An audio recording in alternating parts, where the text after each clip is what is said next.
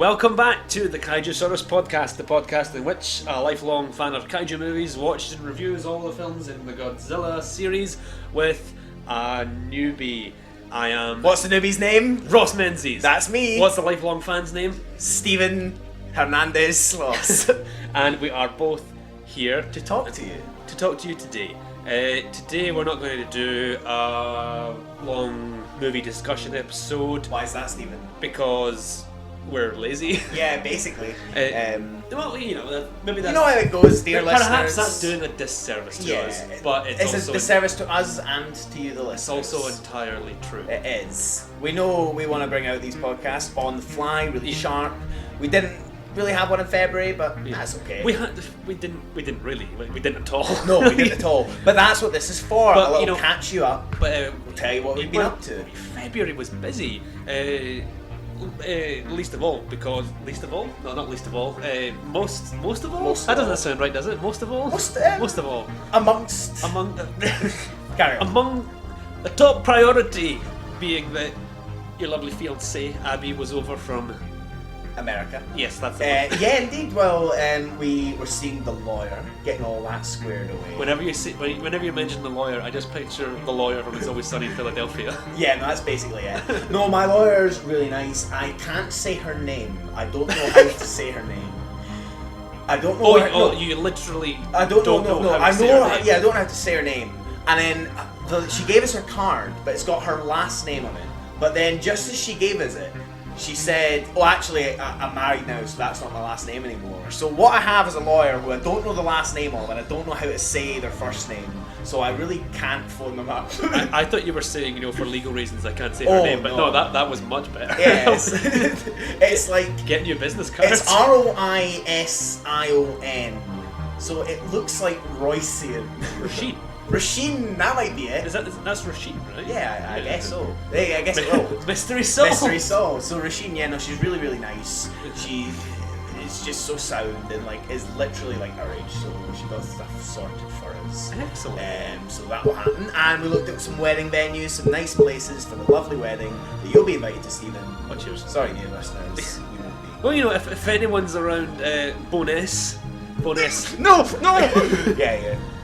Come round. Bowness, Scotland in August 2018. Then that's the place to be. Then stay away. I'll be working security. Yeah, Steven's going to be on the doors, so he'll see you. I've been, as you know, Ross, I've been hitting the gym pretty softly. Yeah, Steven is a swole boy. He's got big, thick muscles. He's thicker than Godzilla. Oh my god. I've been neglecting the gym recently. I got Spotify Premium. That directly correlates to your lack of going to the gym?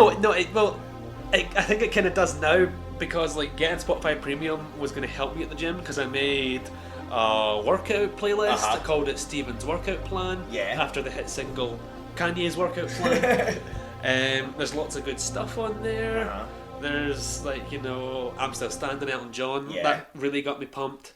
I can't think of anything else right now, but I think you played some of it to me. I do remember it being pretty pumping. There's a sort of public domain sounding cover of A Cruel Angel's Thesis, which is the theme song to Neon Genesis Evangelion, and I was mortified a few weeks ago because I was on the train with Laura, and I went to plug in my earphones and they did listen to music, hit shuffle on Spotify. Turns out my earphones weren't in properly, so the first song that comes on in shuffle for the whole train to hear is just fucking anime theme song, and I was mortified and didn't listen to music for the whole The next stop is Edinburgh Waverley. Oh god, so yeah, I was mortified. Yeah, that's awful. The best thing about Spotify is all the really terrible sound-like music that you get. Yeah, that's my thing. I wish. I don't know. Yeah, I have a lot of music that Spotify doesn't have. Yeah, my taste go range. But one of the main reasons I got Spotify Premium was there's a lot of big Finnish Doctor Who audio dramas on there, and that's some quality listening, right? Yeah, that's right. I mean, that is a nice thing for Spotify to have. Yeah. we should make a little playlist and share it with our listeners of just music that we've been listening to. That would be great. That's a great idea. And ABBA, yeah, we'll put relevant songs, Godzilla music. That's actually a really good idea, so we should totally do that. If anyone's keen for that, let us know. But how did we start this? I said we're not going to do a big movie discussion episode, but what we are going to do, we attended a very, very fun and relatively, in terms of the UK, unique event on Friday evening just past. That was Friday the 24th of February. Ross and I and my dad, we Mr. went... Sloss, or B. Sloss. Mr. Sloss to you listeners. Call me Steven. Mr. Sloss is my father. Sir Sloss. Brian, yes. Funnily enough, Ross was just kidding earlier when he said Hernandez. My middle name is actually Brian, and it's the most... that's the safest... It is. I remember hearing that your middle name was Brian and just being a little disappointed. It's like, it's alright. My middle name is Lawrence. Alright, okay. Most people, when I say my middle name is Brian, don't really believe me. I'm like, okay, no, it's like, no, seriously. Yeah, it's kind of strange. Because it's the most, it's the most safe... beige middle name. Yeah, it's the beige of names. Sorry, Dad. No, it's a good first name. It's a very good first name. Is it though? Yeah. Okay. See, when someone tells you the name is Brian, you already have like a preconceived notion of it's true. What they're about. I mean, Brian's of cinema. Life of Brian. Life of Brian. Is... Brian Donlevy, the American actor who was edited into Gamera, and it became Gamera the Invincible. Very good, Stephen. Very relevant. Brian Botgolmer, I don't know how to pronounce his name, plays Kevin Malone on the US version of The Office. Is the nerd in the Breakfast Club called Brian? I don't know. Or is that just because he's the brain and I've mixed them up? Don't know. The actor? No, the actor's Thingy. Thingy. Aye, Thingy. But no, the character might be called Brian. I think we're talking real people. A or B. Brian Blessed. Brian Blessed. Yeah, we've seen him in person. In Wales. In Wales at the amazing. At the worst convention that we've ever been to. We should. That's a great story. We should tell that sometime. Yeah. But that's for another. But that's for the shitty conventions we've been to podcast. In which we rate and review all conventions we've been to. I've been to one. You've been to 3? I've been to many. Oh yeah, I've been to plenty. I forgot. You're a huge, cool guy. Nerd. You're a cool guy. You said it, not me. I wear that badge with honour. I don't. I hate myself. Anyway, Ross, myself, and my dad, we went through to Glasgow on Friday family night. Trip. The Kaijusaurus Podcast family trip. We went through to Glasgow, to the Glasgow Film Theatre, the GFT, Old Reliable, as part of the Glasgow Film Festival, the GFF. The good. And the FrightFest strand. The FrightFest. The FF, the FrightFest strand of the Glasgow Film Festival at the Glasgow Film Theatre. Why did we go? Because they had the UK premiere screening of a little doo-doo called Shin Godzilla. You might have heard of it. It's not caused much. And we went as the first and foremost Scottish experts of Kaiju. We did. Well, as the expert of Scottish Kaiju plus one. One half of us did. So, and you may have seen this on Tumblr or Facebook because I have advertised the shit out of it. But when I heard that FrightFest were showing Shin Godzilla, I got in contact with them pretty quickly. I hit them on all channels. What did you do? I pestered them through Facebook messaging, Twitter messaging, and emails, and basically until I got a reply. Yeah. And when they replied, to say, "Steven, thank you for your various messages." No bother. No problem. And I basically said, "It's like, here's who I am. Here's what I do. Blog, podcast, etc. I want to be involved because there's basically, as Abby very succinctly put it, very excellently put it, there is no one else in this country that I actually trust to write competently about this film." Yeah. So, not to... It's your birthright. Not to toot This is your destiny. Not to toot my own horn here, but... I'll happily toot it for you, Stephen. I first offered to introduce the film We'll get to that later. But I didn't. But instead I was offered the chance to write a roughly 1,000 word article for the FrightFest brochure, which I did. You wrote an essay because you wanted to? What? It was just extracurricular. And it got a 2-page spread in the FrightFest brochure, and I'm very chuffed. It looks great. We both got copies. Yeah, we both got copies. My name's tagged to it. I tell you what, this one here in front of me got to ride on my coattails. I did. Steven and his co-host Roz Menzies can be heard on the Kaijusaurus Podcast.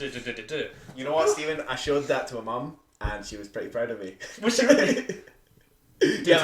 No, and that's it. No, I mean, obviously, like, I explained the full context. It was something that you wrote, and you were the impetus of. But she was just chuffed for me that I got thrown in there as well down the bottom. Excellent. Yeah, I threw you a bone. Yeah, and I'll happily take the it. Mutt. I am valuable to this enterprise. You are. You're. I'm the skepticism. Invaluable. Thank you. So anyway, yeah. So I'll put a link to that in the show notes. But yeah, no, you should. If you haven't read it, do feed my ego. Yeah, no, it's genuinely a great piece of writing, and it's nice to have it. It was such a nice little brochure, the FrightFest packet. So it's nice to have that as a nice piece of writing that people. I mean, I saw it. People were looking at it. People were reading it. So everyone, me. It is the writer extraordinaire, the author, the author. Yeah, no. So I bet like that is really satisfying. Yeah, to have contributed to that. In all seriousness, yeah, this is like the first time I've been in sort of like official print, directly involved with like a Godzilla or Kaiju event. Yeah, and that's nice. You know what I mean? That's been a long time. It's been a long time coming. You can now make a business card. Kaiju expert. Exactly. Whip that out in conversations. That's what they called me. If someone says Godzilla movies are lame, there's just a guy in a suit throwing stuff, you can whip out that card, and by showing them that card, you're legally allowed to batter them. Yeah. Yeah. I think that's fair. But no, so yeah, I was really proud for you to be able to have that in writing, to have contributed to this. It was like cool to see. Me and your dad were just when you were at the bathroom, we were chatting about how cool it was that you'd done it. Thank you. Thank you. So yeah, GFT was really cool. I've never been to the actual theatre itself. It's really nice. Old. Is it old? It dates back to the 30s, but it's old enough. Old enough for my liking. It used to be called the Cosmo. Oh, did it? Yeah. Was it a nightclub for a bit?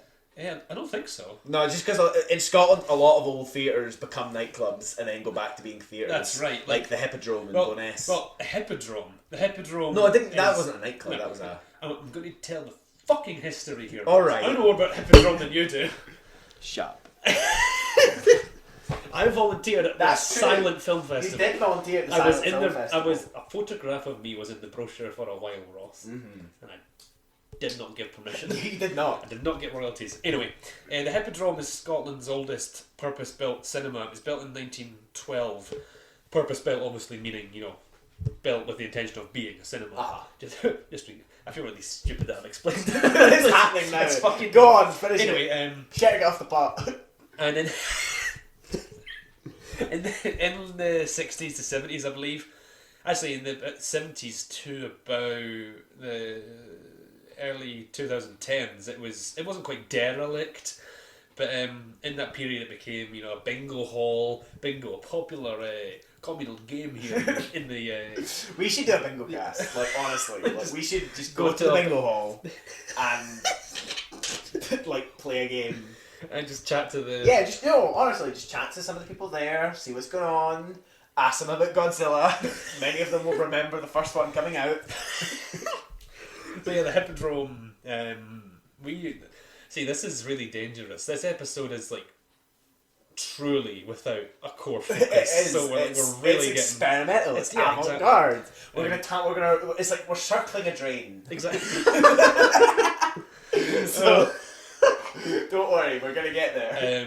So yeah, the Hippodrome was a bingo hall for a while in the 70s and eventually became abandoned and a bit derelict. But it was revived in the 2010s by Falkirk Community Trust. A fine organisation. It's now revered and it's operational again, and it's most famous for having a silent film festival, the first of its kind in the world, often imitated That's running throughout March, isn't it? Never mind. You should go to that if you have the chance, like to get to Bowness. Like, there's actually some really interesting stuff showing. I know that they're doing a few of the days dedicated entirely to Chinese silent film. Yeah. Or lots of films sort of about China or with Chinese actors and stuff. So that actually seems really interesting. The first year of the Silent Film Festival, my dad and I went to see Nosferatu with live musical accompaniment, and it was just fucking awesome. Yeah, it was so good. But it wasn't just live music, it was by this sort of experimental duo, like a acoustic duo, and so they didn't just like play the film's score. It was Benny and Bjorn. They did their one half of that. They did their own music for it, and like they did like dramatic melodic readings of the film's intertitles. That's cool. Which was really cool. Yeah, that's really cool. So yeah, you know, I doubt any of you can make it, but if you can, get your asses along to Bowness for the Silent Film Festival next month. This month. Yeah. This month, Ross. Anyway, so Shin Godzilla at at the GFT. So you've been to the GFT before for Godzilla, right? At the GFT, I've seen the original Godzilla, King Kong vs. Godzilla, the American version, and Matango, which is a horror film by Ishiro Honda. Yeah. So it's cool that they're actually showing quite a lot of Kaiju stuff. Love and Peace I saw last year. If you haven't seen Love and Peace, do. I mean, so yeah, this was essentially, it's not quite the European premiere, right? But well, they build it in their catalogue, in their online listings as a European premiere, but I'm not sure if it was, because when we got there, they just specified UK premiere. Because I think it was in Spain a few months ago. Oh, maybe. Right, yeah, maybe. You know, they jumped. Maybe they said it was European, then they realised they'd maybe been shown elsewhere. But I mean, certainly it wasn't like a full, you know, it's only in that one cinema. In the UK, we're not in the EU anymore. Well, that's true. That's grim. It's pretty grim. Yeah. That's it. You heard that Hollywood are considering a Nigel Farage movie. That would be not good. Yeah, that's scary, isn't it? Like, yeah. With the world getting more and more right wing again, like obviously Hollywood is going to. Yeah. Film exactly. It'll be like the Iron Lady. It's, but they'll get Meryl. If they got Meryl Streep to do it, then maybe. Right. Maybe. Imagine this, right? Right. Yeah. Who are your top 3 Nigel Farage castings? I've only got one. Okay. Picture it, right? Okay. George Clooney. Oh my god! Yeah, that's... It would work. Can you kind of see it? I can kind of see it. Like, you'd have to smash his teeth up and get them rebuilt. Or actually, now that I'm thinking about it, maybe Bob Odenkirk.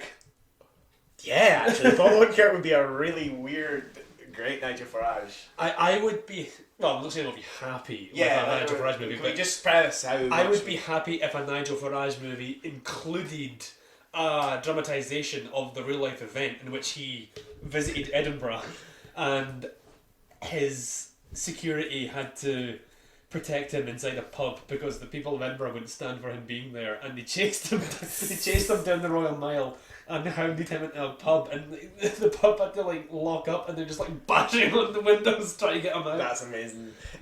Scotland didn't vote for Brexit. Just so you know. Just so you know. Just so you know. Not one fucking constituency. Anyway, this is the Tangent Cast, in which my friend and I go on long, wonderful tangents, and I know that you want to come with us on these journeys. So let's get down to the actual screening of the film. What's excellent about Shin Godzilla's showing at the Glasgow Film Festival as part of FrightFest is that it was the quickest selling sell-out showing of a film in Glasgow FrightFest history, which is great. Yeah, that's that is so good for a Godzilla film, because the UK still hasn't got a big hold on Godzilla fandom. Oh no, certainly not. It's just not culturally a thing here. Like no one, there's little to no DVD releases. There's no sort of like organised fandom groups or anything. It's just not a thing here. So the fact that this sold out is really good. And the GFT is like a 500-seater or something. It's not small. No, it's not small at all. It's a nice big hearty theatre. Yeah. So there was a little introduction. There was a little intro. And, you know, I'm not gonna rag on it, but you know, it wasn't great. Yeah, I mean, the guy hadn't seen the film, I don't think, so I think it was much more of a just general, like, guessing what the film might kind of be like. Yeah. And, the guy that they got up to do it, I'm not going to be too harsh on him, because they say that they literally asked him 5 minutes ago to come and intro it, so I'm not saying any present company could have done better. But, no, of course not at all. But Stephen, thank you. I know what you're saying, and of course I would have done a great speech. Introduction. That's like Sam is blown away. I know. I know. My prose is there physically. I know you've talked in the past that you don't like sort of seeing Godzilla being set up to be kind of like passed off, or just like, you don't like it being sort of set up kind of frivolously. Yeah. Like, it's a man in a suit. People are going to get attacked. Yeah, it wasn't a great intro, but at least they didn't do that. Yeah, exactly. They didn't set the film up to be laughed at. No, which was great. Thank God, yeah. So, should we just dive into a little bit of Shin Godzilla chat then? Let's do it. Well, you and I have seen it already, before. But what we saw was the sort of no one quite knows what edit that is yet. Where that came maybe from. Like an airline edit or something. Yeah, maybe. I don't know. But we saw the 1 hour 40 version before, so this is us both now seeing for the first time the full length version, and also the Japanese theatrical version that has all the Japanese text on screen. Yeah. That absolutely floods the screen. Oh, that's great. Like for the entirety of the movie, and so you well, obviously I really did as well, but you were really, really into Shin Godzilla when we first saw it. So how was it at the GFT on the big screen? It was great seeing it on the big screen. It was really that's it. I mean, it's satisfying to actually come to a point where we're watching it at a theatre. Yeah. In Glasgow with a really big sold out crowd, and like I said, I've seen it before, and I was just kind of looking forward to seeing what people thought of it. Really, and the first thing I'll say is that just the crowd were really, really into it. It was a great crowd because I said this to you on the way in the car. I think that one thing I was sort of, and I'm sure people listening to this can sympathise, but something I was dreading was like laughter or like ironic or piss taking, whatever. But no, it was a great crowd. The only part, because like Shin Godzilla is a funny film. There's especially in like the first 15-20 minutes. There's a lot of just kind of subtle. Yeah, there's a lot to laugh at there. The only part the audience had a bit of a laugh at was when the first. We want to do it as a spoilers cast. You know what? Yeah, fair enough. Yeah, I think just throwing up some spoiler warnings for Shin Godzilla. We can when we put it up, we can just say like past a certain point, we're gonna be talking about the film. So welcome. So if you haven't seen it, podcast. Don't turn off. If you have seen it, hey, what's up? Grab a seat, sit down, buckle in. You're in the cool I've seen Shin Godzilla club. So the only part of the film that got sort of a bit of a laugh reaction. Not, inappropriately, but just sort of like, whatever, was when the first land form of Godzilla makes landfall. The little reptile, bug-eyed, sort of fish eye. Yeah, which has been nicknamed in the fan community Kamata-kun. Oh. Because it first appears in the Kamata ward of Tokyo, and kun being a Japanese term meaning sort of junior or young. Okay. So Kamata-kun. That makes sense. Yeah. And even then it didn't bother me because it was short, and I think you said on the way home, Ross, that I think people laughed there just because of how like unexpected seeing that is. That you're expecting to see what is recognisably Godzilla, but instead you see this massive bog-eyed, weird, horrible, minging face. Yeah. With a huge, horrible grin across its face. Yeah, and it's funny because it's kind of disconcerting. It's not like that looks bad. It is just that's such a strange creature. Yeah, it completely floors you. It's not at all what you're expecting. Yeah, it's so effective in that because it's chilling. Like you think about it for a long time, you're like, It actually does send a little bit of a shiver down you when you see it. But once that was out of the way, there was no like. Inappropriate makes me sound like a fucking stuffed shirt. Yeah. But there was no giggles or like ironic piss taking or anything. Which was so good. The audience was fucking great. There was a great feeling in GFT 1 that night. But sorry. Oh well, no. It's just to start us off, everything about the movie is great. I love it so much. Yeah. It's my film of 2016. Yeah. And it would be easy to say that I'm biased, but nah, fuck it.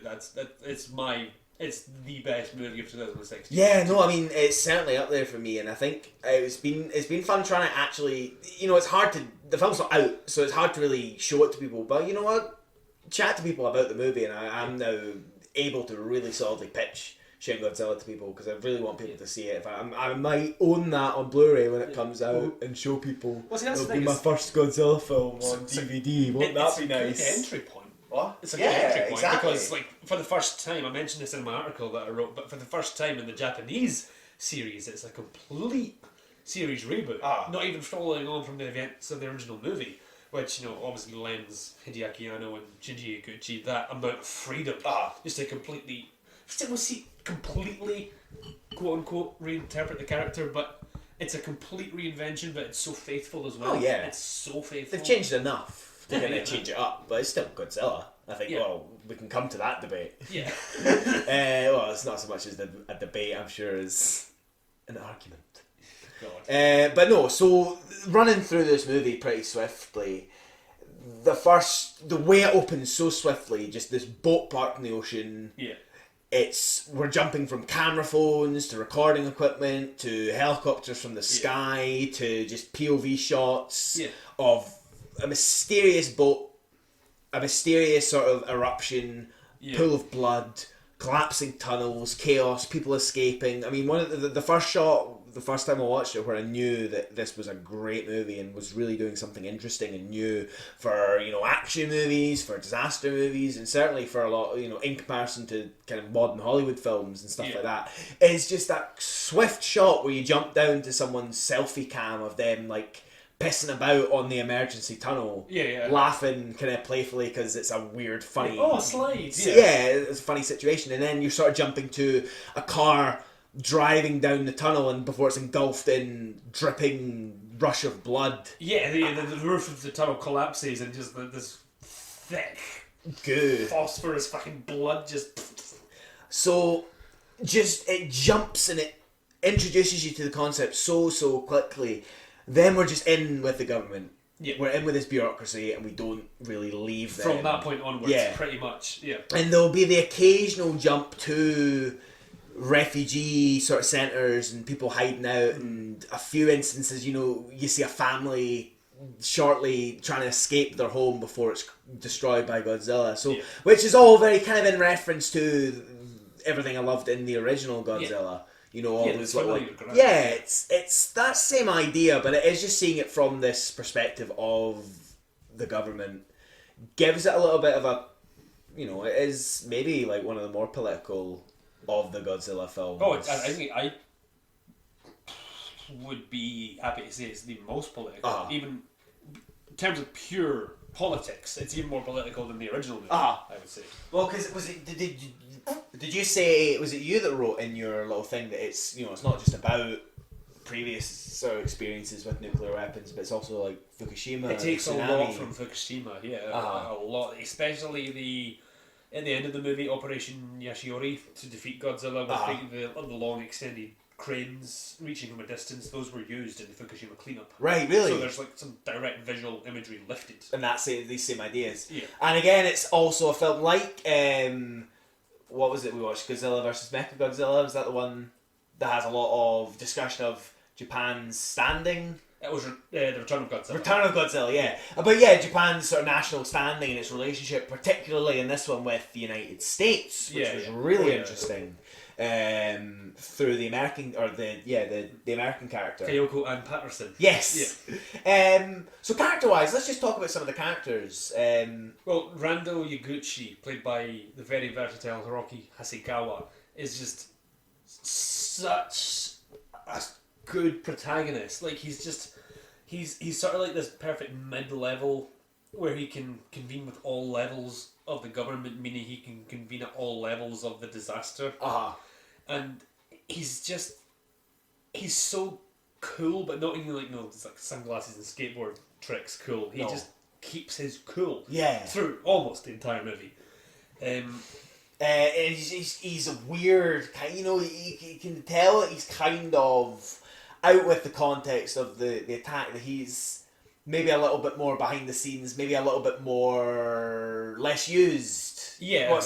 Not the right word for it, but he's one of the weirdos. I mean, in fact, he's put in with the sort of collection of freaks, weirdos, stray scientists. He's kind of more in tune with them than maybe like the rest of the sort of more put together staff. Yeah. So you're just introduced to this great big cabinet of Japanese ministers and prime minister and stuff. The original prime minister you start with is someone you get to know quite well. Yeah. And so is, we'll talk about that in a second. But so is I forget the name, but sort of Yaguchi's kind of confidant and ear to the prime minister. The guy with the square glasses who looks really cool and he's got nice hair.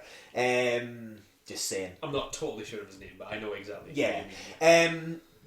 Those early scenes of the boardroom are great, and that's the stuff that we were talking about that is funny. Yeah, like because let's move to this room. Everyone gets up and moves to the room. Okay, let's have a meeting to decide where we're going to hold the meeting. And it's just you just see how much brick wall and bureaucracy they have to get through of forms and committees. We talked about when we saw the film, how even the subtitling was getting laughs, even late into the movie. Yeah. Because everyone's credited with their sort of official positions. Yeah. But as the movie goes on, they become longer and more wordy. Yeah. And by the end, like near the very end, Yaguchi's is literally the whole screen. Or like near enough. Because like people keep dying. Yeah, exactly. So jobs keep getting condensed and delegated. There's that moment where someone says to Yaguchi, "Oh, you're now this." And it cuts to him, and immediately he's got this huge job title on the screen. And like late into the movie when it was kind of getting really grim and the laughs had dried up a little, that actually did get a big laugh. Yeah. Because it is really funny, because it's so fucking ridiculous.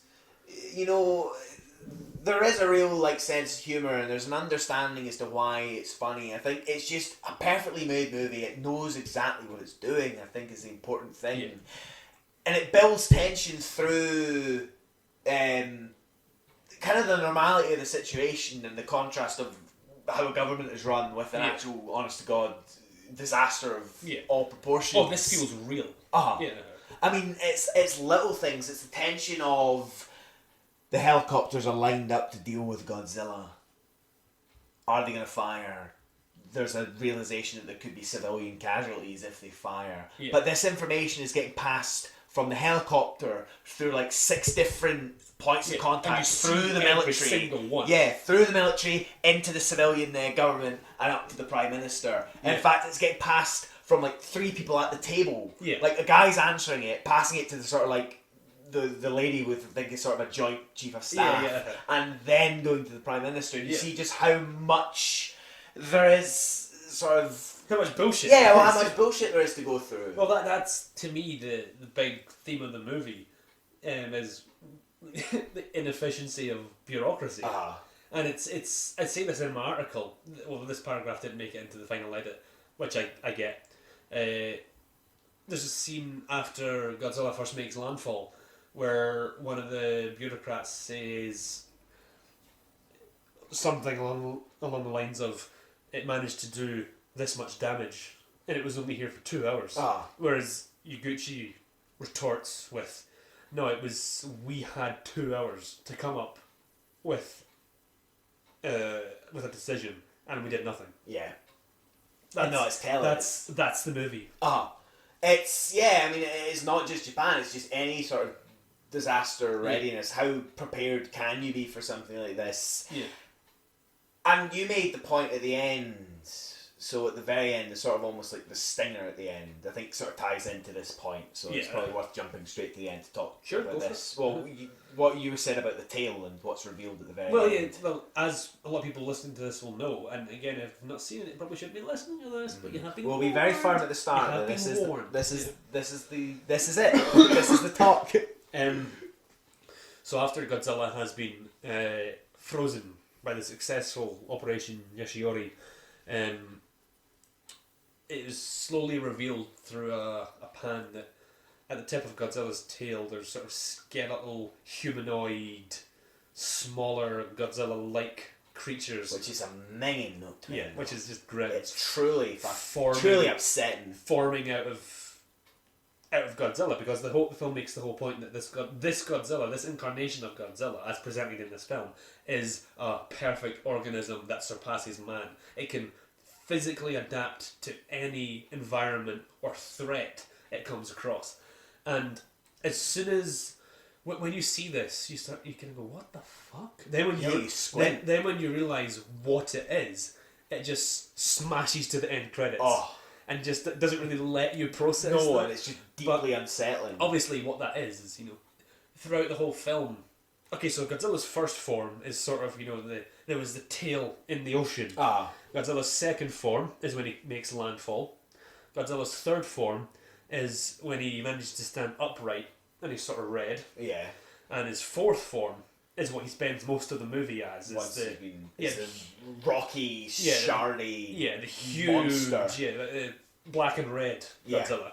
And throughout the film, a lot of characters hypothesize about a fifth form because it's gonna happen because it's happened already. It's an inevitability. It's adapted, and people say it could reproduce asexually. It could spread, grow wings. It could grow wings and fly across the world, and these are all possibilities. But to me, the ending is giving us Godzilla's fifth form, in that Godzilla was only defeated or stopped by a collective, like a collective group, a group of people working together. So that's what Godzilla has to become. Yeah. To counter that is a collection. A Godzilla's, which Shin Godzilla's the sequel.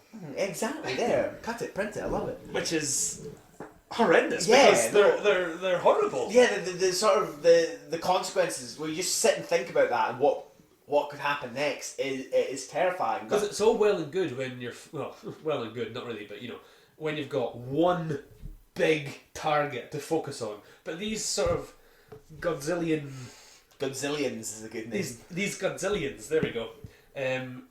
How big do you think they would be? 15 feet maybe? Yeah, tall or something? 10 feet. Maybe 10 Might feet. be people sized, kind of. Yeah.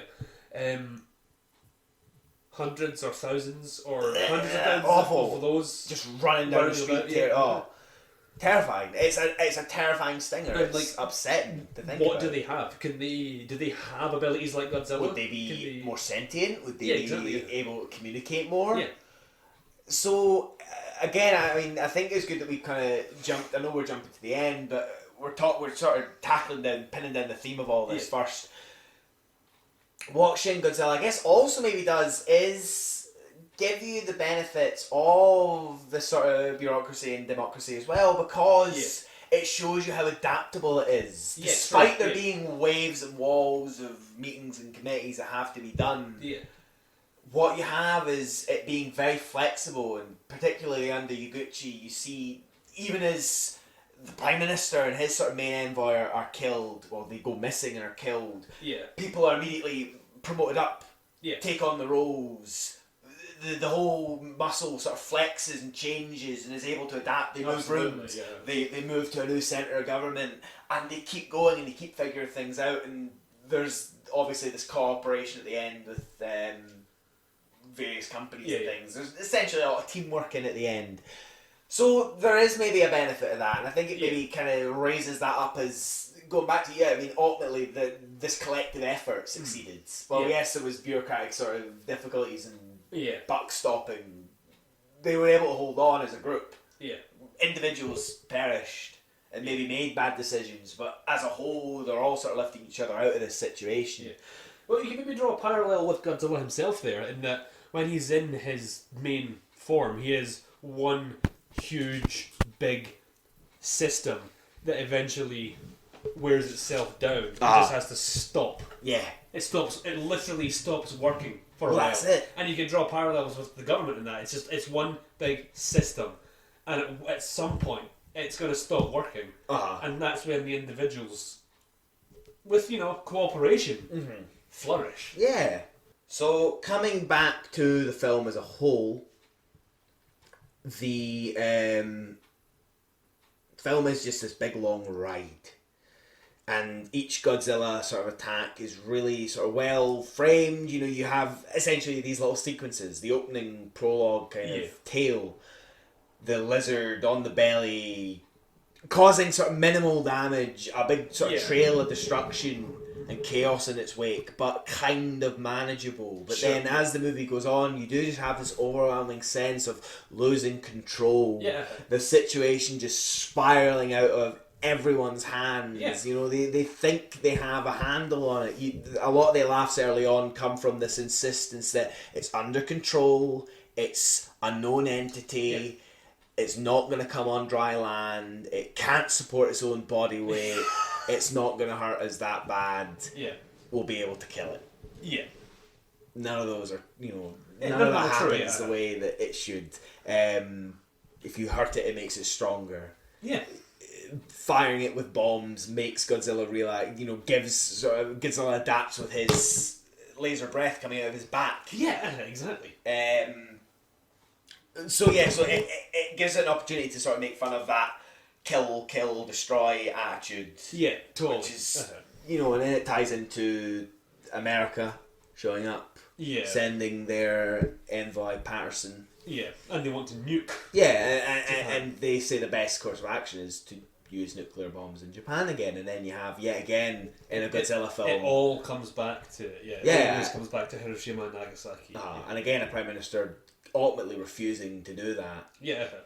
I mean, one of the best scenes in the movie, like, is when the new prime minister's been installed and he's established as a sort of party man. Yeah. Old seniority. Essentially, he's got the role simply because he's one of the oldest members there. It's not so much he's a great leader or, you know, the person to lead us out of the crisis. It's just that's what the protocol is in an event like this. Yeah. And, you know, the first time we see him, he's sort of fiddling about with his noodles. We get the sense that, you know, we're kind of, oh no, who's this? The last prime minister was a bit indecisive and kind of wasn't making the best decisions. So you kind of think the same again. But then when the subject of using nuclear weapons in Japan on Tokyo is brought up again, there's a deep pause. You feel the weight of what the consequence of that, and then he just reveals sort of a hidden depth, and that's the benefit of this film. It's just all these characters, although we're spending very minimal time with them, or just time while they work in their sort of professional lives. And ultimately, it's this second prime minister who, at first, you know, like you said, appears foolish and a bit incompetent, who manages to stop the US nuclear strike. Oh yeah, exactly. I mean, because he manages to change France's mind. Because all these countries have a say in whether or not to go ahead with this. And he changes the French ambassador's mind. And he is able, is able to stop this. But so the scene where this new prime minister turns sort of to himself, to his aides, and essentially says, wow, I did not think that I would be remembered for this. Yeah. And you do just feel the sort of severity of the situation for everyone involved. This is a monumental thing, and you understand exactly what it means. You realise it would be a real horrible thing to have to do that. Yeah. And you know it can't be. Yeah. And what I like that is can never happen again. Once the immediate crisis is over, that Prime Minister steps down because he was only there for the crisis. There's no sort of like power grab or anything, and the Prime Minister's aide, Uguchi's colleague, says, you know, we've built up from the bottom before, we'll do it again, meaning politically and literally in terms of industry, the city. Well, that's it. I mean, Godzilla's rebuilding, Godzilla's changing. Japan needs to change as well. Exactly, yeah. It's almost symbiotic. Yeah. There's... I love it! The discourse! The discourse! Oh, it's a great film. It really, really is something special. It would have been easy to be cynical when, off of the heels of the big success of Gareth Edwards' 2014 movie for Legendary Pictures, when that was a big success worldwide, Toho said, "Oh, we're going to bring back our we'll do it again." It's so different from Godzilla 2014 and most of what's come before. And thank God Toho have finally let a director lead. Because we're not at this stage yet, but at this stage in our joint reviews and viewing of the series, but in sort of the early 2000s, sort of became like committee led. A Godzilla movie has to be this, it has to do that. If only there was another big franchise these days that was heavily committee led that could look to this as a bad example. There's an executive producer who's basically the showrunner and just hires directors to make his visions come true. Anyway. We were actually, I was talking about superheroes, the superhero ones there, but I mean the point can be made there that we're actually talking about many different movie franchises. I got that you were talking about Marvel. Oh, that's fine then. I thought you were mentioning Star Wars, which is not as bad a culprit. Oh, no, I don't. No, I mean, certainly not. The Star Wars movies are definitely director-led, which is great. I'm looking forward to 8 as well with Rian Johnson, who I really like as a director. Apparently the trailer for that's not going to be long. Ooh. Well, it's coming out soon is what I mean. Yeah. No, I didn't mean Star Wars so much, but it's certainly the Marvel movies and the DC movies are... See, the thing is, it's definitely the Marvel movies, but see the DC... The issue with the DC movies is they're just pish. They're just fucking rotten. They're just complete shite. And like, it frustrates me so much because they've got so much good talent in there. They fucking scared Ben Affleck off from directing. He's not fucking directing it He's anymore. bailed. Yeah. He's absolutely... Yeah, that's exactly what happened. He's still starring in it, but for how much longer? But yeah, you definitely get the sense that he did not want what comes with that. Suicide Squad. I think I said to you... Jesus God, Jesus Christ. You know what, the Oscars doesn't really count because what a fucking embarrassment. The Oscars are kind of an embarrassment as it is. To be fair though, it is, because it is a costume. The costumes are good. Like... Yeah, I know, but fuck up.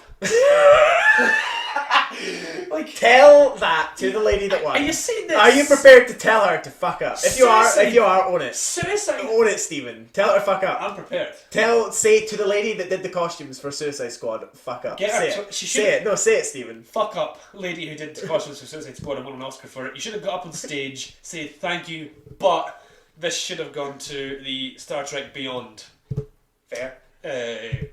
Costume department. They had the same 2 costumes for the last 2. No, but like, what about this, right? Star Trek, the new Star Trek movies have so many like weird, unique, like background aliens. Yeah, fair. They're not even main characters, but it's actors in like heavy, complicated, elaborate prosthetics, just filling up the landscape, creating this sense of world. Where Suicide Squad has a guy who's meant to be fucking half crocodile, just looks like he's got bad eczema. That's fair.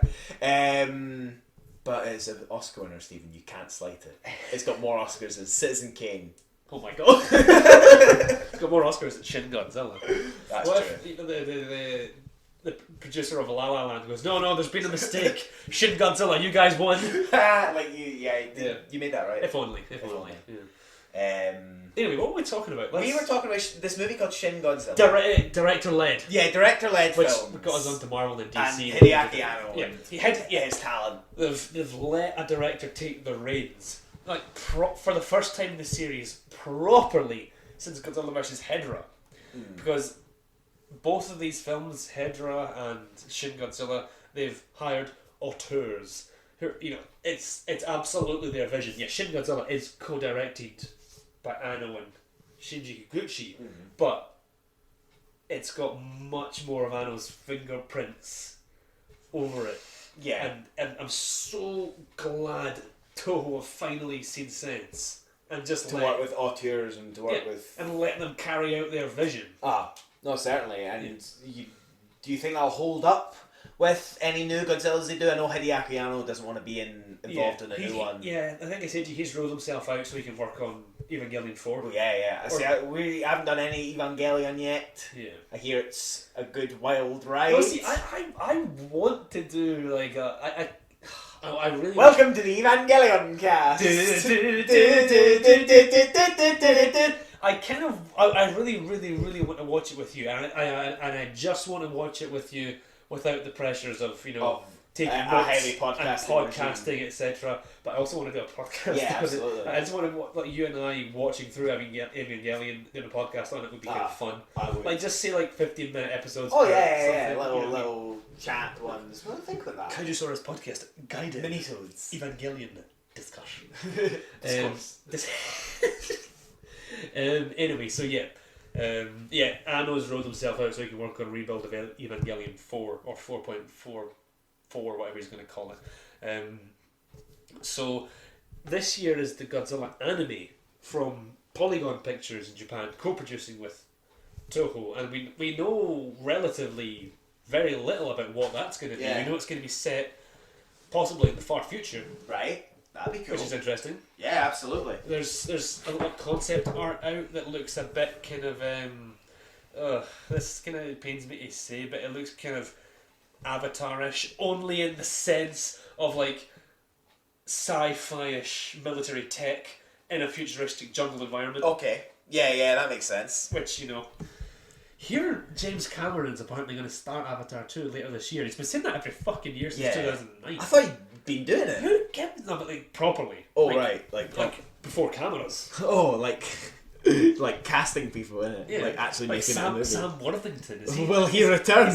Will he make his return? Do you remember when Hollywood, like in that period in 2008 to like 2010, like really tried their hardest to make Sam Worthington a thing? Oh god, he's just not. And he was in Terminator Salvation, Avatar. He was in the Clash of the Titans remake, and like those are 3 films where like, well, he wasn't the star of Terminator Salvation, but he was the second star of it.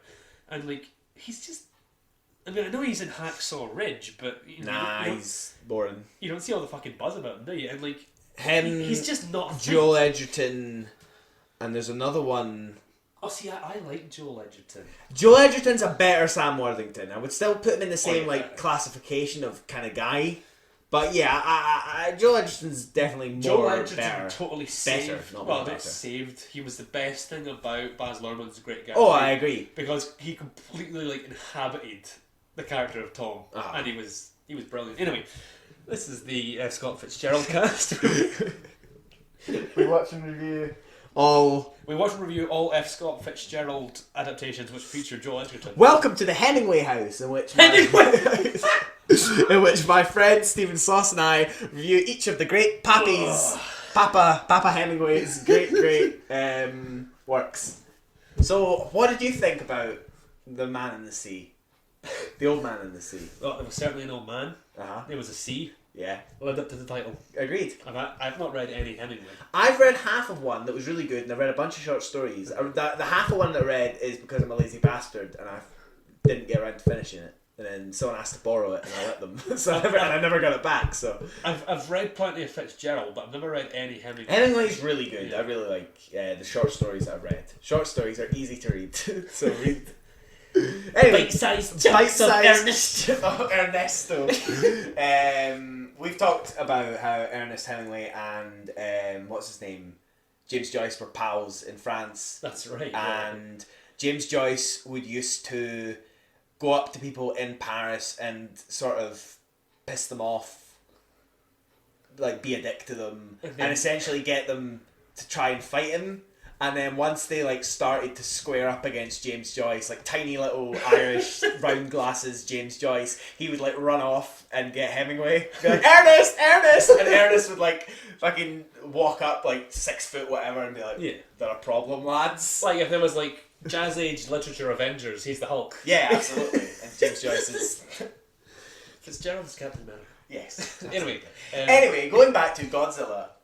Well, I think we can wrap up fairly soon. Yeah, I think so. But this was just a general, like, we wanted to sort of just, this isn't an official, hour-long Shin Godzilla review and discussion. It's just to kind of get something out there for you guys, and to kind of throw out these thoughts that we had from the GFT screening, which was absolutely fantastic. It was so good, and who knows, perhaps come October when Scotland Loves Anime returns to Edinburgh and Glasgow. Who knows if we'll... Alex, can you do Alex Salmond talking about his favourite animes? Alex Salmond, former First Minister of the great nation of Scotland.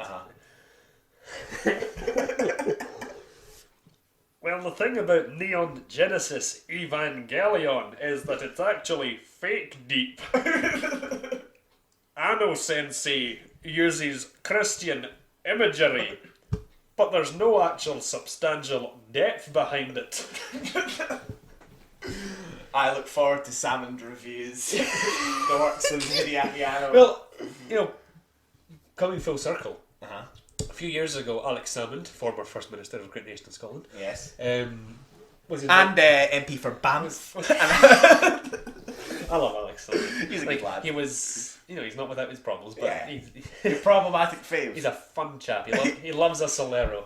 But, if you haven't seen, especially for our non-Scottish listeners, just Google Alex Salmond Ice Lolly. No, Solero. Solero. Alex Salmond Solero, and you will see one of the best pictures of a leader of a nation. One of the best pictures ever. At the campus where Steven and I both went to university. Exactly. So there's some fun facts for you. See, Alex Salmond was invited to program a film at the GFT a few years ago, and you didn't know what it was until you showed up on the night. And a lot of people think it's going to be something uber Scottish like Braveheart or Rob Roy or something, or like the Disney Pixar movie Brave.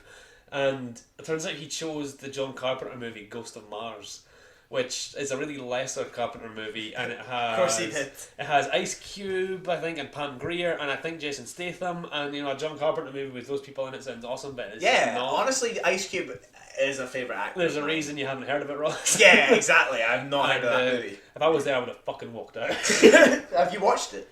I saw Ghost. Is it Ghost or Ghosts? It's Ghost of Mars. Singular ghost. I caught it on TV a few years ago and it's fucking crap. But it's got the salmon seal of approval. Salmon cut. But anyway, as this always has been, always shall be, this has been the Kaijusaurus Podcast.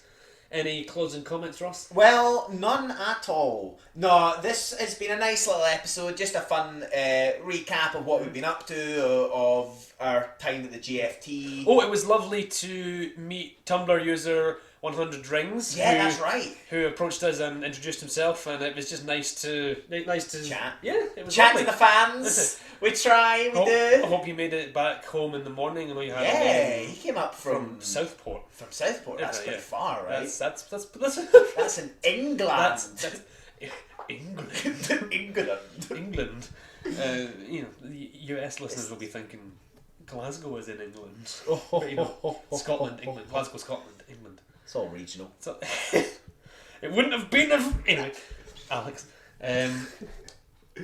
This has been the Kaijusaurus Podcast. As ever, we're on individual Twitter accounts. Yep. Instagram. We're on Facebook, the Kaijusaurus Podcast. Give us a like and a follow there. Kaijusaurus.tumblr.com is the blog from which this podcast spun off, and we are at home at soundcloud.com/Kaijusaurus. We're also on the iTunes store. Do please leave us a rating or a review. Rating or a review. Rate or review us, and do let us know what you've been thinking of Shin Godzilla, if you've seen it on our either Facebook or the Tumblr post. Please do. And any responses to our inane ramblings of today as well. Your thoughts on Ghost of Mars. Your thoughts on DC and Marvel. Alex Salmond, should you have any? On the Solero. Tell us what you think of the Solero picture. It's awful. Should that be like the cover of it? Yeah, it should be that. It should be the picture that Hamish Steele did for us, and Alex Salmond in the background. Yeah, it should. With Shin Godzilla looming over him. Do it. Cut it, Steven. Great. Thank you for listening as always. Do send in your thoughts and opinions for next episode. Any questions you want to ask Ross. The next episode will be Ross and I discussing Kazuki Omori's Godzilla versus King Ghidorah. Thank you for listening, everyone, and have a great March. Kong Skull Island comes out on the 10th. Oh, does it? Enjoy that. Yeah. Maybe we can have a little chat about that if we see it. Maybe, yeah. Enjoy your March. March to success. Beware the Ides of March.